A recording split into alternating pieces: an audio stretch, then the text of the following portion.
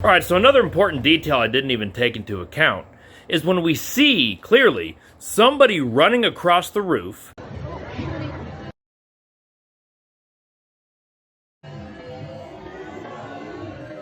which now we can pretty much determine it is the skinny, tall guy in dark clothing, okay? We can see him even jumping off the roof and dropping a bag. The bag seems to be empty, and it's more than likely probably his book bag. Because remember when I said somebody laying prone right there seems to be bigger, stockier? I never took into consideration he could be wearing a book bag. Clearly he was. So that person was that guy on the roof.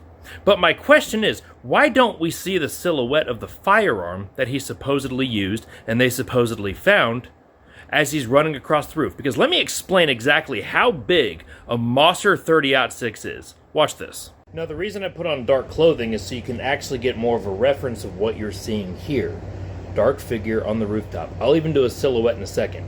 But this is roughly how big a Mosser 30-06 is, okay? Take away about the last 3.5 to 4 inches of this barrel. So, right here, I'm using the frame of reference of my steamer frame. But this is roughly how big that firearm is, between 36 and 40 inches, butt to barrel. So when he's aiming down sight, gets it down, okay? But when he's running, he gets up, okay? Just imagine he's in prone position, so we're laying down here, okay? And boom, shot goes off. He gets up, packs it up, and he's running across the roof. Why don't we see this? Why don't we see this elongated object at all? And we don't. I don't know, maybe I'm just overthinking things, but somebody messaged me and I read it, and I try to read all your messages. I'm sorry if I haven't. Please message me again so it gets bumped to the top. But they made a good point. Why don't we see the silhouette of the firearm? Because what we're seeing in all of these articles that it was found in a wooded area.